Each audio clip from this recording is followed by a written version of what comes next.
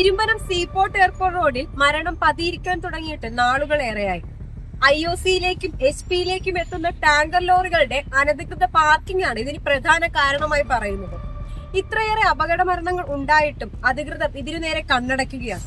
കഴിഞ്ഞ ദിവസമാണ് SP petrol പമ്പിന് സമീപത്തുണ്ടായ ഒരു അപകടത്തിൽ 23 വയസ്സുള്ള സ്കൂട്ടർ യാത്രിക മരിച്ചത്.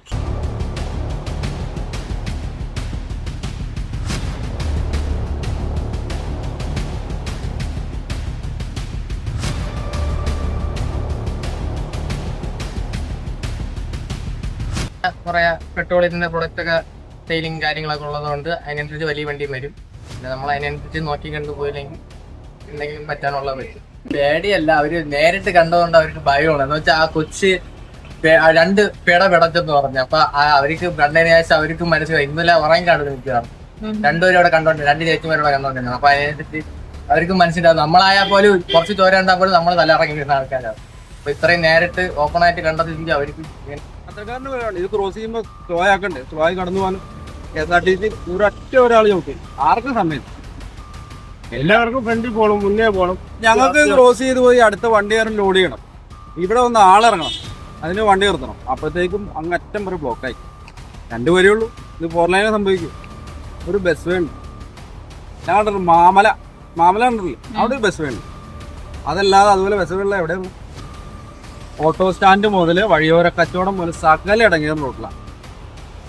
മൂവാറ്റയ്ക്ക് പോണ വഴിക്കാൻ മൂവാറ്റ എത്തുന്നത് തന്നെ മൊത്തം ഈ പറഞ്ഞ വഴിയോര കച്ചവടം. ഈ കച്ചവടം ഇതെല്ലാം എന്നിട്ട് പറഞ്ഞത് ഞങ്ങളുടെ ഉപജീവനത്തിനാണ്. ഈ ഉപജീവനം കൊണ്ട് ജീവനം നഷ്ടപ്പെടും. ബാക്കിയുള്ളവരും കൊണ്ടേടിക്കും. ഇവിടെ കൊണ്ട് സൈഡിൽ നിർത്തും. പെരുമ്പുഴയിൽ ആ റോഡ് സൈഡിൽ കച്ചവടം, ആൾക്കാർ വണ്ടി കൊണ്ടിടും. ആകെ 2 പേരല്ലേ ഉള്ളൂ. ടാങ്കറിന്റെ മാത്രം നിലയ്ക്ക് വെക്കണ്ട, അതേ ഞാൻ പറയുള്ളൂ. പറയുന്നത് നമ്മളെ വണ്ടി മാത്രമല്ല ഇവിടെ പാർക്ക് ചെയ്യുന്നത്.